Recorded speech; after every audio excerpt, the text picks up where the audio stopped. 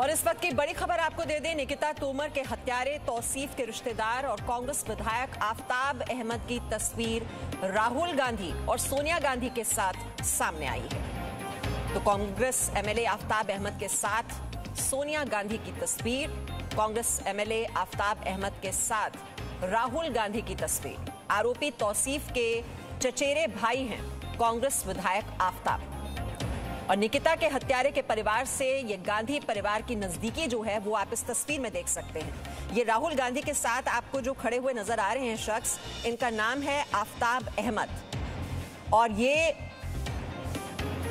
तौसीफ का चचेरा भाई है कांग्रेस विधायक आफताब अहमद, जिसकी तस्वीर आप देख रहे हैं राहुल गांधी और सोनिया गांधी के साथ। तो जो निकिता का हत्यारा है, उनका कितना नजदीकी संबंध है गांधी परिवार से, ये तस्वीर की जो हकीकत है वो आप इस वक्त देख रहे हैं। तो कांग्रेस एमएलए आफताब अहमद के साथ ये सोनिया गांधी की तस्वीर, और आफताब अहमद जो है वो निकिता के हत्यारे का चचेरा भाई। तो इससे आप ये जो कनेक्शन है गांधी परिवार और निकिता के हत्यारे के बीच, वो आप देख सकते हैं। ये सोनिया गांधी के साथ तस्वीर आप देख रहे हैं और राहुल गांधी के साथ ये तस्वीर, और इसी से आप समझ सकते हैं कि कितने नजदीकी संबंध हैं आफताब अहमद के, जो कि कांग्रेस के विधायक हैं, और तौसीफ का ये चचेरा भाई है। तौसीफ, जी हां, तौसीफ वही जो कि हत्यारा है निकिता तोमर का। और इस वक्त और जानकारी ले लेते हैं, हमारे सहयोगी प्रमोद शर्मा हमारे साथ हैं। प्रमोद, ये जो तस्वीर है इसमें पता चल रहा है कितने नजदीकी संबंध हैं गांधी परिवार और निकिता के हत्यारे के बीच। ये पता चल रहा है ये लिंक, और इसी वजह से क्या ये चुप्पी छाई हुई है? जी बिल्कुल, ये बात तो साफ है कि तौसीफ का जो पूरा परिवार है वो काफ़ी रसूखदार है, राजनीतिक परिवार है, और पिछले काफ़ी वक्त से जो है वो राजनीति से जुड़ा हुआ है। कांग्रेस से विधायक कई बार तौसीफ के जो दादा है वो भी रह चुके हैं, चाचा है वो यहाँ पे विधायक है, क्योंकि जो नूह विधानसभा क्षेत्र है यहाँ पूरा मुस्लिम बहुल्य इलाका है और कांग्रेस का ही यहाँ पे हमें ज़्यादातर जो है राज रहा है। तो ऐसे में जो राहुल गांधी या सोनिया गांधी के साथ तस्वीरें सामने आना कोई चौंकाने वाली बात नहीं है, क्योंकि बहुत पहले से ही ये जो है कांग्रेस से जुड़े हुए थे और कांग्रेस के काफ़ी कट्टर समर्थक है। और ऐसे में जो राहुल गांधी और सोनिया गांधी के साथ तस्वीरें जो सामने आई है, क्योंकि पिछले काफ़ी वक्त से जो है ये कांग्रेस पार्टी से विधायक भी हैं और यहाँ पर इसी राजनीतिक परिवार होने का जो है आरोप लगा रहे थे कि जो निकिता के परिवार वाले हैं कि वो इसीलिए डर गए थे कि काफ़ी रसूखदार ये परिवार है, काफ़ी ज़्यादा पैसा खर्च कर सकता है, इसीलिए 2018 में जब उसका अपहरण हुआ था तो मामले को रफा दफा कर दिया गया था। और लेकिन अब जो है जब मामला इतना ज़्यादा बढ़ गया है, निकिता की हत्या हो गई है, तो अब सारे जो है जो राज है वो सामने आ रहे हैं। मेहमान साहब जी, प्रमोद रहिए हमारे साथ। और यही जो राजनीतिक कनेक्शंस होते हैं, ये रसूखदार परिवार से ताल्लुक रखता है हत्यारा, और शायद इसी वजह से इनके हौसले भी इतने बुलंद हो जाते हैं। कानून का किसी तरह का खौफ इनके चेहरे पर नजर नहीं आता है। लेकिन खौल रहा है देश का खून। देश में लव जिहाद की साजिश हिंदू लड़कियों पर भारी पड़ रही है। अब बल्लभगढ़ की होनहार छात्रा निकिता तोमर की जान मजहबी षड्यंत्र ने ले ली है। तौसीफ नाम के आरोपी ने धर्म बदलने और शादी करने से इनकार करने पर निकिता की दिन दहाड़े गोली मारकर हत्या कर दी। निकिता की हत्या के दोनों आरोपियों को पुलिस ने गिरफ्तार कर लिया है। सारा देश निकिता के हत्यारों के लिए फांसी की मांग कर रहा है।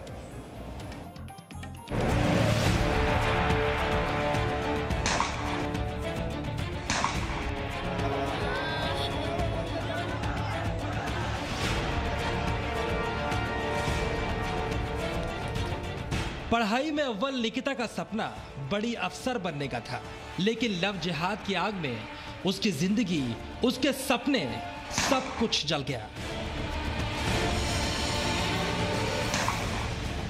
निकिता से एक तरफा प्यार करने वाले तौसीफ ने उससे धर्म बदलने को कहा, खुद से शादी करने को कहा, और निकिता के इनकार के बाद उसे दिन दहाड़े गोली मार दी।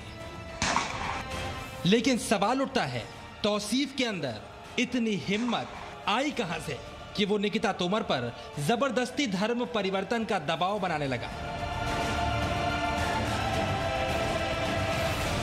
तौसीफ के ऊपर किसका हाथ था जिसके दम पर उसने निकिता तोमर को दिन दहाड़े सबके सामने गोली मार दी। इन सारे सवालों का जवाब उस बेटी के परिवार ने दिया है जिसकी हत्या तौसीफ और उसके दोस्त रेहान ने कर दी। जी न्यूज जब निकिता तोमर के परिवार के पास पहुंचा तो इस परिवार ने बताया तौसीफ का परिवार बेहद रसूखदार है और कांग्रेस के बड़े नेताओं से उनके सीधे संपर्क हैं। उसके जो दादा थे खुर्शीद अहमद थे, वो भी एक साथ कई बार एमएलए रहे, मंत्री रहे, एमएलए रहे। उसके बाद उनका लड़का आफ्ताब है, अब 2 बार से वो एमएलए रह लिया, कांग्रेस परिवार मंत्री भी रह लिया। उनका कभी 40-50 साल से राजनीतिक परिवार है। वो आफ्ताब एमएलए का वो सगा भतीजा है और ये ऊपर तक इनके रसूखे सोनिया गांधी और राहुल गांधी से सीधे इनके संपर्क हैं। तो ये है निकिता तोमर के हत्यारे तौसीफ के परिवार की वो कुंडली जिसके दम पर उसने इस हत्याकांड को अंजाम दिया। इससे पहले भी तौसीफ ने 2018 में निकिता का अपहरण किया था।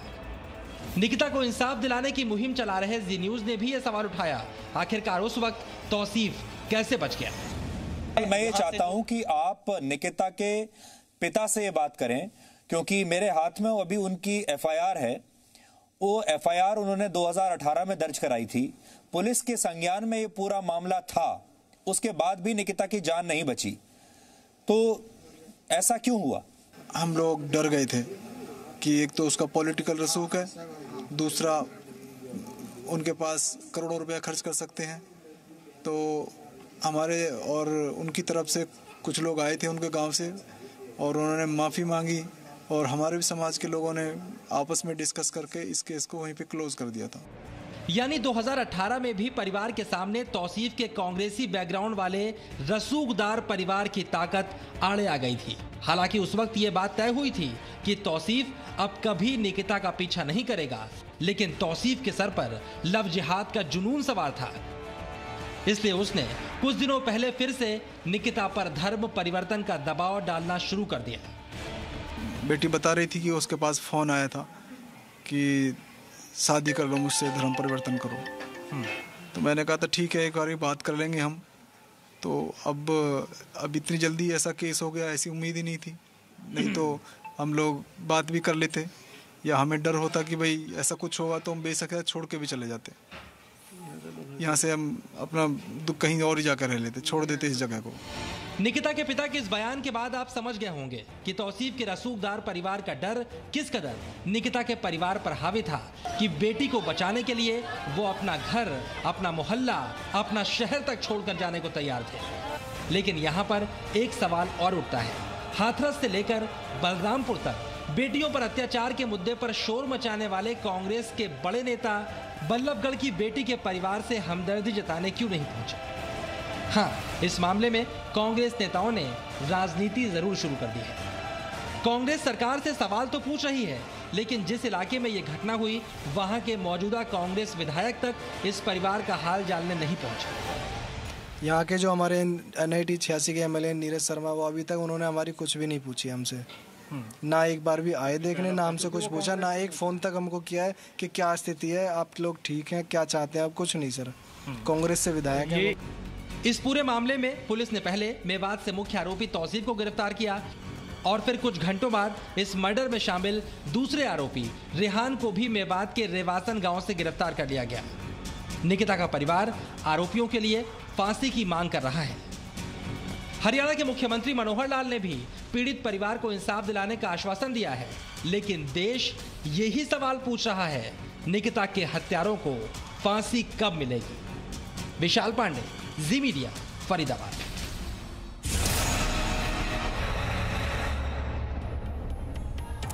तो देश की आवाज़ आपके लिए सुननी आज बहुत ही ज़रूरी है और इसी वजह से हमने अलग अलग इलाकों से इस वक्त हमारे रिपोर्टर्स जो हैं वो जुड़े हुए हैं आपको यही आवाज़ सुनाने के लिए। हमारे साथ दिल्ली से रूफी जैदी हैं, गाजियाबाद से पीयूषा शर्मा हमारे साथ जुड़ी हुई हैं और प्रमोद शर्मा को आप फरीदाबाद से इस वक्त जुड़े हुए हमारे साथ देख रहे हैं। सबसे पहले तो रूफी जैदी, पूरा देश इस वक्त गुस्से में है, आक्रोश में है और सभी के जहन में एक ही सवाल है कि ये जो कट्टरता है ये कब तक हिंदू बेटे बेटियों की जान लेती रहेगी? ये धर्मनिरपेक्षता की जो कीमत है ये कब तक हिंदू चुकाते रहेंगे? ये सबसे बड़ा सवाल है इस वक्त सभी के जहन में।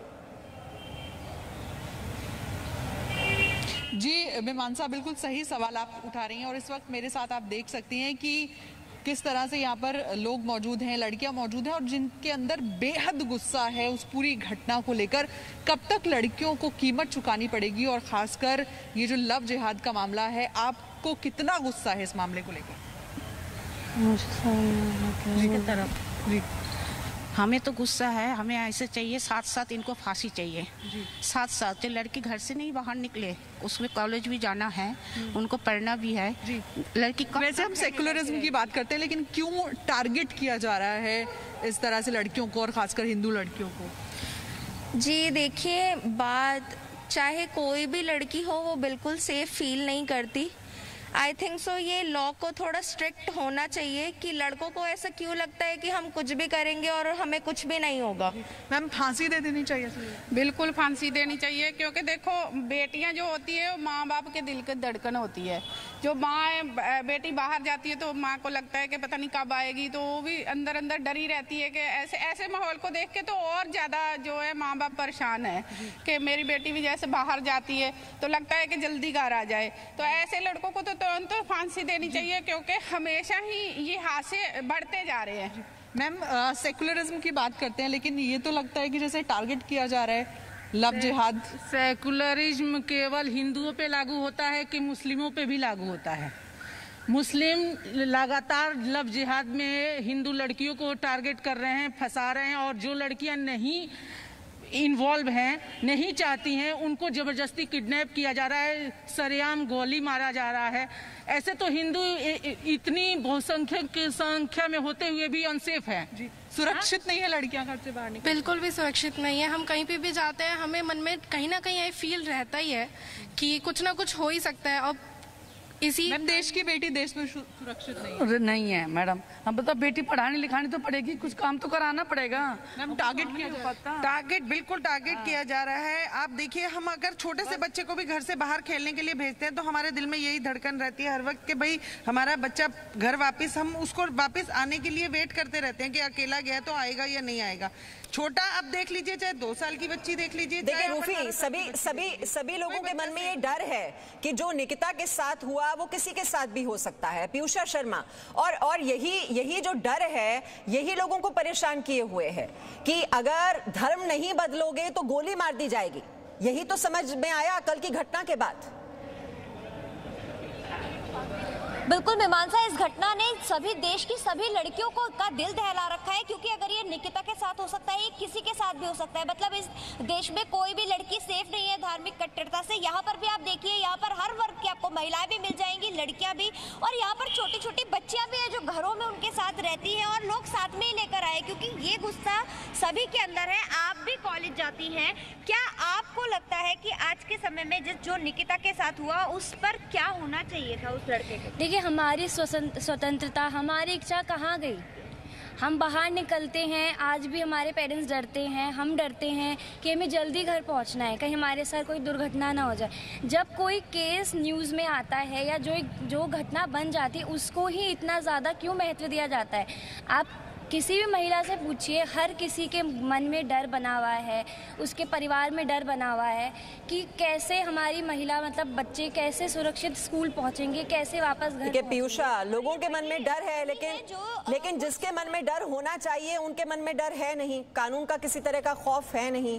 राजू राज हमारे साथ हैं। राजू राज, ये जो राजनीतिक रसूख वाले जो लोग होते हैं, इनको तो लगता है कि कुछ भी कर दो तो कुछ बिगड़ने नहीं वाला, और यही रसूख जो है ये दिखाई दे रहा है कि जो हत्यारे हैं उनका कनेक्शन कांग्रेस परिवार के साथ है, गांधी परिवार के साथ तस्वीरें हैं, और इसी वजह से अपराधियों के हौसले बुलंद भी हो जाते हैं कि कोई हमें छेड़ेगा नहीं। निश्चित तौर पर मीमांसा, देखिए निश्चित तौर पर इस पूरे मामले में ये देखने को मामला जरूर सामने आया है कि राजनीतिक रसूख कितना बड़ा है। आरोपी तौसीफ का चाचा खुद वो चचेरा भाई है जो अभी नूह के जो विधायक हैं पूरा परिवार का ताल्लुक कांग्रेस घराने से है। कांग्रेस से लगातार उम्मीदवार रहे हैं, विधायक रहे हैं, तमाम जो बड़े पद है, जो पिछली हुड्डा सरकार थी उसमें भी ये मंत्री पद पर तैनात थे। तो कहीं ना कहीं इसका फायदा जरूर नजर आ रहा है आरोपी को। और यही वजह है कि जब 2018 में घटना घटी थी तो मामले को पंचायत के जरिए रफा दफा करवा दिया गया था, और उसके बाद एक बार धर्म परिवर्तन करो नहीं तो गोली मार देंगे। और इसी के चलते आरोपी को लगा कि उसका रसूख एक बड़े राजनीतिक घराने से है और वो इस अपराध को करने के बाद बच जाएगा, और इसी का फायदा उठाने की कोशिश की गई। लेकिन अभी वो पुलिस के गिरफ्त में है, 2 दिन के पुलिस रिमांड पर है, एसआईटी जांच कर रही है। निश्चित तौर पर ऐसा लग रहा है कि इस बार पूरी तरीके से शिकंजा कसता जा रहा है, और जो राजनीतिक घराने वो कोशिश करेंगे कि किसी न किसी तरह आरोपी को इंसाफ का रास्ता दूर हो जाता है, क्योंकि वोट बैंक जो है सियासी दलों का वो बीच में आ जाता है। और इसीलिए सवाल ये भी पूछा जाता है कि ये सिलेक्टिव नजरिए से क्यों देखी जाती हैं अपराध की घटनाएं, और अपराधी का और जो पीड़ित है उसका धर्म देखकर ये तय क्यों होता है कि कहां आवाज उठाई जाएगी, कहां मार्च किया जाएगा, कहां मार्च नहीं किया जाएगा। Presenting B News app available on Google Play and App Store. Download it now.